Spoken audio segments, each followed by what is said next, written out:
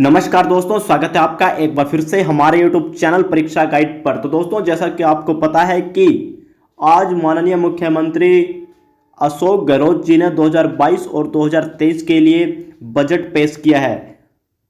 तो राजस्थान में उस बजट में क्या मुख्य मुख्य बातें हैं, आपको इस वीडियो में पूरा जानने को मिलेगा, पॉइंट टू पॉइंट। तो वीडियो के अंत तक बने रहना, आपको पूरी जानकारी बजट की इस वीडियो में मिलने वाली है। तो सबसे पहले देखिए राजस्थान बजट की बड़ी बातें। तो देखिए क्या क्या बड़ी बातें हैं। 3 लाख पशुपालकों को हरा चारा के बीज मिनी किट उपलब्ध कराए जाएंगे। उसके बाद बात करते हैं। फिर 10 लाख लघु और सीमांत किसानों को उन्नत किस्म के बीज मुहैया कराए जाएंगे। तो जो मुख्य मुख्य बातें हैं उन्हीं पर हम लोग ध्यान देंगे। फिर देखिए 5 करोड़ रुपए की लागत से centre of excellence for millet की स्थापना की जाएगी। उसके बाद देखिए आगे है मुख्यमंत्री कृषक योजना 2000 करोड़ से 5000 करोड़ की होगी। फिर है आगे, अगर देश में कृषि क्षेत्र की स्थिति ठीक नहीं है तो अन्य क्षेत्रों में भी हालात बेहतर नहीं हो सकते। 2/3 वर्ग की आजीविका कृषि और उससे जुड़ी क्षेत्रों पर मुख्यमंत्री कृषक साथी योजना का दायरा बढ़ाया। उसके बाद अगर बात करें 500 मोबाइल पुलिस यूनिट का गठन होगा। 30,000 नए कैमरे अभय कमान में लगेंगे। सभी जिलों में साइबर पुलिस थाना खुलेंगे। अब साइबर पुलिस थाना खुलेंगे तो ये जरूरी है कि उसमें भर्तियां भी होंगी, नए नए पोस्ट उसके अंदर सम्मिलित होंगे। उसके बाद है आधा दर्जन से नए पुलिस थाने खोलने का ऐलान है। अब देखिए नए पुलिस थाना खुलेंगे तो सीधी सी बात है कि उसमें भर्तियां भी आने वाली हैं। तो आगे बात करते हैं। उसके बाद है इंदिरा गांधी नहर मंडल परिसर में विभिन्न आयोगों के लिए दफ्तर बनेंगे। तो आप देख सकते हैं। फिर है जो मुख्य बातें हैं उन्हीं पर ध्यान दे रहे हैं हम लोग, जो हमारे काम की है। सभी जिलों में साइबर पुलिस स्टेशन स्थापित करने की घोषणा है। हिंडौन और कामा में अतिरिक्त पुलिस अधीक्षक के दफ्तर खुलेंगे। फिर है उसके बाद मुख्यमंत्री डिजिटल सेवा योजना की घोषणा की गई है। फिर है 1 करोड़ 33 लाख महिलाओं को 3 साल तक इंटरनेट कनेक्टिविटी के साथ स्मार्टफोन देने की घोषणा की गई है। फिर आगे बात करते हैं। जल जीवन मिशन में क्षेत्रीय जल प्रदाय योजना के डीपीआर बनाकर कार्य किया जाएगा। इससे 1620 करोड़ रुपए की लागत आएगी। उसके बाद आगे चलते हैं। जल जीवन मिशन के तहत 10,000 करोड़ रुपए की लागत से 36 परियोजनाओं का काम शुरू किया जाना प्रस्तावित है।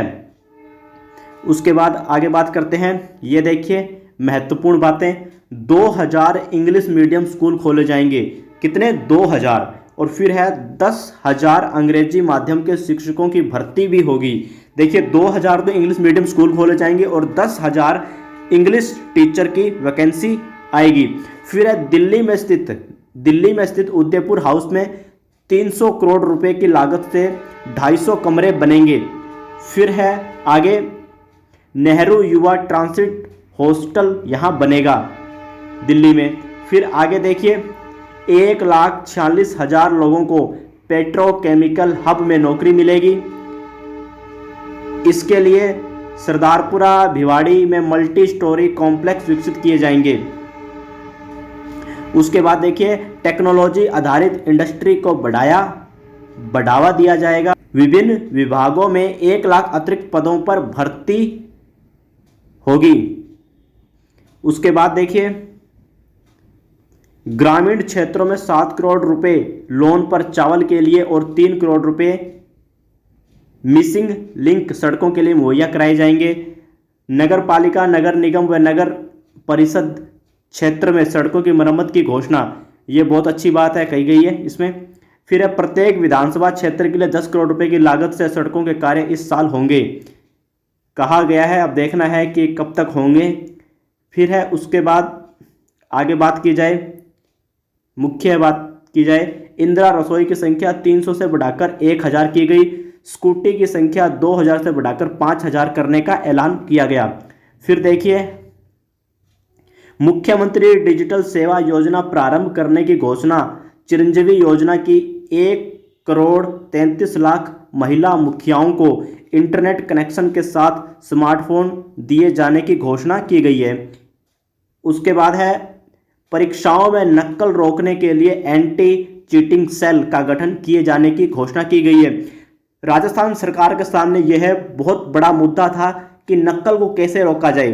दोस्तों, आपको पता है कि एक विद्यार्थी इतनी मेहनत से परीक्षा देता है, उसे पास भी करता है, लेकिन कुछ लोगों की वजह से वो परीक्षा रद्द हो जाती है, उसमें नकल चलती है, लेकिन प्रशासन कुछ नहीं कर पाता और अंत में जाकर सरकार को या कोर्ट को उस परीक्षा को रद्द करना पड़ता है।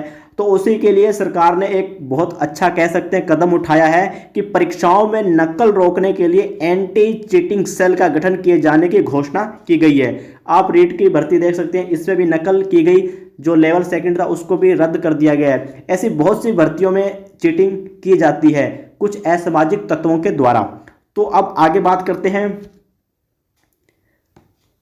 सभी जिलों में साइबर थाने बनाने की घोषणा, ये आपको पता है। फिर देखिए, लोक कलाकारों को दिए जाने वाले मानदेय में 25% की वृद्धि की घोषणा की गई है।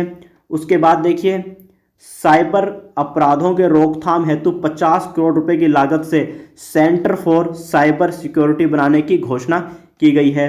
उसके बाद देखिए, ये आपने पहले पढ़ चुका है ऊपर, दिल्ली में जाकर पढ़ने वाले बच्चों को ठहरने की सुविधा के लिए 300 करोड़ की लागत से उदयपुर हाउस में 250 कमरों का नेहरू यूथ ट्रांजिट हॉस्टल स्थापित करने की घोषणा की गई है। उसके बाद देखिए, सीआईएसएफ की तर्ज पर आरआईएसएफ की स्थापना, इसके लिए 2000 सुरक्षा कर्मियों की भर्ती की जाएगी। अब देखिए दोस्तों, यह भी बहुत अच्छा बेहतरीन कदम है राजस्थान सरकार का। सीआईएसएफ की तर्ज पर आरआईएसएफ की स्थापना, इसके लिए 2000 सुरक्षा कर्मियों की भर्ती की जाएगी। और सिंपल सी बात है, इसके लिए 2000 भर्ती भी होगी। अब कब होगी ये पता नहीं, लेकिन होगी जरूर। फिर आगे देखिए, आगामी रीट परीक्षा में पूर्व की भांति अभ्यर्थियों को दी जाएगी समस्त सुविधाएं। समस्त सुविधाएं कैसी कि बसों का कोई किराया नहीं लगा, जहां एग्जाम था वहां रहने के लिए बिल्कुल फ्री सुविधा की गई थी रीट के अभ्यर्थियों के लिए। तो उसी की भांति इस बार जो रीट की परीक्षा होगी उसमें भी यह चीजें सम्मिलित की जाएंगी। अब आगे बात करते हैं, मुख्यमंत्री अनुप्रति कोचिंग योजना का दायरा बढ़ाकर 15,000 करने की घोषणा की गई। फिर है 25 कन्या महाविद्यालयों में नए संकाय खोलने की घोषणा की गई। उसके बाद देखिए, पैरालंपिक पदक विजेताओं को भी ओलंपिक पदक विजेताओं की तरह 25 बीघा कृषि भूमि दिए जाने की घोषणा की गई है। उसके बाद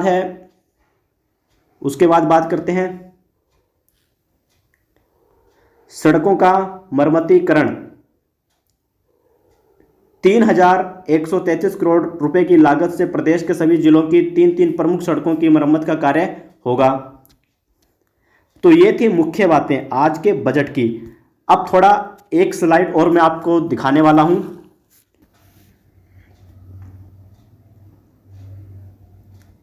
तो एक स्लाइड और देख लेते हैं अपने राजस्थान बजट 2022-2023।